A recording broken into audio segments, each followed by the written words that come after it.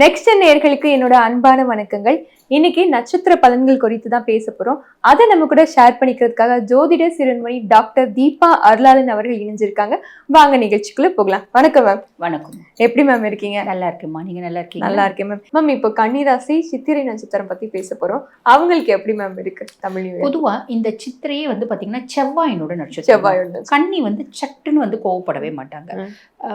நெச நெச நெசன்னு பேசக்கூடிய கெப்பாசிட்டியும் கிடையாது. நாளே வார்த்தை பேசுவாங்க, பேசினாலும் நச்சு நங்கூரம் போட்ட மாதிரி பேசுவாங்க. இதுதான் கன்னி அப்படின்னு சொல்லலாம்.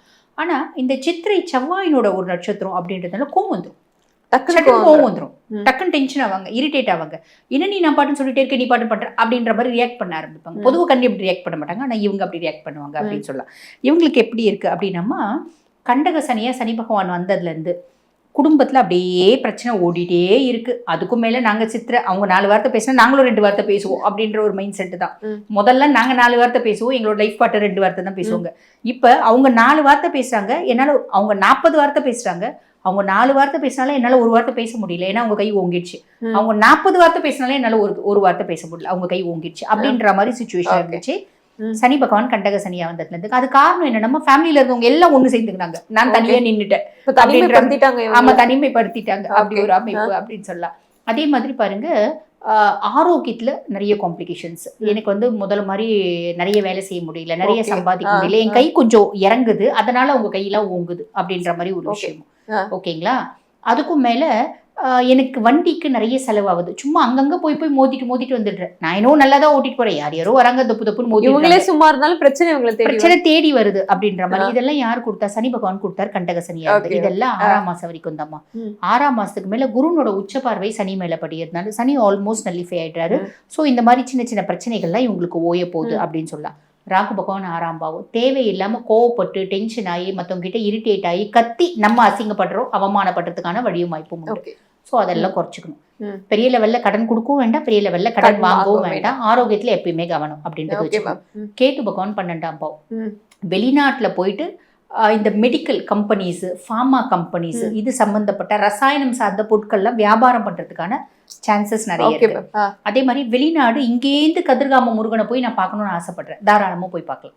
இந்த மாதிரி ஆன்மீகம் சார்ந்த சுற்றுலா வெளிநாடு போறதுக்கான வழியும். ஆன்மீகம் வந்து தேடினாங்கன்னா எப்பனாலும் கிடைக்கும் சொல்றீங்க. ஆமா ஆமா. இந்த காலகட்டம் வந்து பாத்தீங்கன்னா, பொதுவா இந்த கேது அப்படின்னாலே அது வந்து அந்நிய நாட்டு கிரகமா.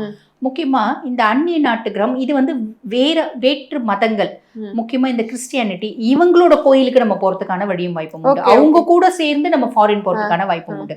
இப்ப நான் தனியா போல, என்னோட ஃப்ரெண்டு கிறிஸ்டியன், அவரும் நானும் போனோம்.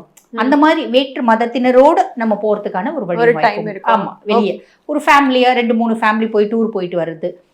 அங்க போறாங்க, அவங்க சர்ச் போனாங்க, நான் போயிட்டு முருகனை பார்த்துட்டு வந்தேன், நான் போயிட்டு அங்க இருக்க அம்பிகையை பார்த்துட்டு வந்தேன் அப்படின்ற ஒரு அமைப்பு. அதுக்கப்புறம் வந்து பாருங்க, 6ஆம் மாசத்துக்கு மேல குரு பகவான் லாபஸ்தானத்துல வந்து உட்கார்றாரு. குரு பகவான் லாபஸ்தானத்துல வந்து உட்கார்றாரு அப்படின்னும் போது நம்ம என்ன தொழில் செஞ்சாலும் அதை ஓரளவுக்கு நம்ம நேர்மையா செய்யறோம் அப்படின்னா நல்ல ப்ராஃபிட் வரும். இப்ப இவங்க வந்து செவ்வாய் தான ராசி அதிபதி, இவங்க ஆல்வேஸ் ஹானஸ்டா தான் செய்வாங்க. பெருசா எனக்கு ஹானஸ்டா நான் செய்யறது மட்டும் இல்ல, அநியாயத்தை பார்த்தா நான் பொங்கி எழுந்துருவேன் அப்படின்ற ஒரு அமைப்பு. அப்ப இவங்க வந்து மேக்சிமம் ஹானஸ்டா செய்வாங்க. செய்யறதுனால ஒரு நல்ல லாபம் அப்படின்றது சாலிடா வரும். அப்ப இவங்களோட மதிப்பு மரியாதையும் நல்ல ஓங்கும் அப்படின்றது அர்த்தம். எந்த மதிப்பு மரியாதை ஆரம்ப காலகட்டத்துல சலசலத்துதோ 6ஆம் மாசத்துக்கு மேல அது ஓங்கும், கவலைப்பட வேண்டாம். Okay ma'am. இவங்க எந்த மாதிரி கோயிலுக்கு மேம் போலாம்?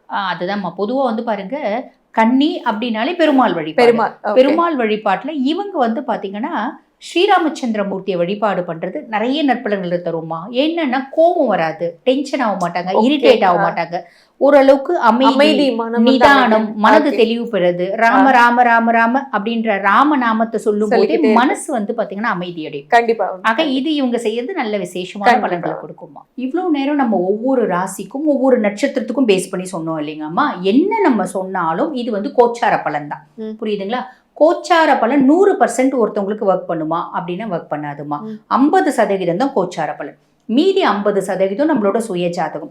இப்ப நிறைய பேர் என்ன சொல்லுவாங்க, மேடம் நீங்கெல்லாம் வந்து ரிஷபம் எக்ஸ்ட்ராடினரியா இருக்குன்னு சொன்னீங்க, எங்களுக்கு ஒண்ணுமே நடக்கலையே அப்படிம்பாங்க. அதாவது ரிஷபம் கோச்சார பிரகாரம் எக்ஸ்ட்ராடினரியா இருக்கு, எல்லா பிளானட்ஸும் சூப்பரா இருக்குமா. ஆனா நிறைய பேர் வந்து பாத்தீங்கன்னா மத்தியம வயசு ரிஷபமா இருந்தா கூட இப்போ வந்து பாத்தீங்கன்னா குரு தசையில இருப்பாங்க. குரு வந்து பாத்தீங்கன்னா ரிஷபத்துக்கு 8 மற்றும் 11 அதிபன். அஷ்டமாதிபதியும் அவன் தான், லாபாதிபதியும் அவன் தான். உன்னை கெடுக்காம உன்னை முன்னேற்றவே மாட்டான். கண்டிப்பா நீ கெடுவ, ஏதோ ஒரு விதத்துல நீ அஃபெக்ட் ஆவ, நீ சஃபர் ஆவ அப்படின்னு சொல்லலாம். அதுக்கும் மேல இப்ப ரிஷபத்தை பேஸ் பண்ணி சொல்றேன்னு வச்சுக்கோங்களேன். அதுக்கும் மேல ரிஷபம் சூப்பரா இருக்கு, ஆனா உங்க சுய ஜாதகத்துல சனி தசையில இருப்பாங்க. சனி சுய ஜாதகத்துல எங்க இருக்கான் அப்படின்னா 7ல இருப்பான். 7ல இருப்பான். இந்த காலகட்டம் கணவன் மனைவிக்கு பெரிய சண்டை வந்து 2 பேரும் பிரியக்கூடிய சூழ்நிலை வரும். என்ன எல்லாம் ரிஷபம் சூப்பரா இருக்குன்னு ஒரு ஜோதிடர் இல்லாம சொல்றீங்க. நானும் என் கணவரும் பிரிஞ்சே போயிட்டோமே. நானும் என் கணவருக்கும் நடுவுல வந்து பாத்தீங்கன்னா பெரிய இடைவெளி வந்துருச்சு, பெரிய சொல்றதே நடக்கலையே. இந்த ஜோதிடர்கள் எல்லாம் வாய்க்கு வந்ததுலாம் சொல்றாங்க அப்படின்னு சொல்லுவாங்க. ஆனா அது உண்மை என்னன்னா, ரிஷபம் அப்படின்னா எத்தனையோ கோடி மக்கள் இருக்காங்க ரிஷபராசியில. இப்ப எல்லா ரிஷபத்துக்கும் இது நடக்குமா? சுய ஜாதகமும் ஒண்ணு. சுய ஜாதகத்துல என்ன தசை நடக்குது, தசநாதன் எந்த பாவத்துல இருக்கான், தசநாதன் நல்ல பாவத்துல இருக்கானா. பொதுவாகவே ஜோதிடத்துல ஒரு விதி உண்டு, தசநாதன் செய்யாததை புத்திநாதன் செய்யான், புத்திநாதன் செய்யாததை கோச்சாரன் செய்யான் அப்படிம்பாங்க. அப்ப தசநாதன் அங்க ப்ரையாரிட்டி. தசை என்ன தசை நடக்குது, என்ன அந்தர் தசை நடக்குது, என்ன புத்தி நடக்குது. தசநாதன் சூப்பரா இருந்தா 100% நம்ம சொல்றது நடக்கும். தசநாதன் மட்டமா இருக்கான் அப்படின்னா நம்ம, அதாவது மட்டமா இருக்கான்ற சென்ஸ் நல்ல பொசிஷன்ல இல்ல, அதுக்கும் மேல அவருக்கு வீடு கொடுத்தவரும் நல்லா இல்ல, நட்சத்திர சாரம் வாங்குறவரும் நல்லா இல்ல, அதுக்கும் மேல பாபரோட பார்வையெல்லாம் இருக்கு அப்படின்னா நம்மள வச்சு செய்வான். இந்த நம்ம சொன்னக்கூடிய பலன் வந்து 50% தான் நடக்கும் அப்படின்னு சொல்லலாம். சோ சுய ஜாதகம் பிளேஸ் அ மேஜர் பார்ட் அப்படின்றத நம்ம ஞாபகம் வச்சுக்கணுமா. கண்டிப்பா. இவ்வளவு நேரம் பொறுமையா எங்களுக்காக அழகா பதில் சொன்னீங்க. நன்றி மேம். நன்றி.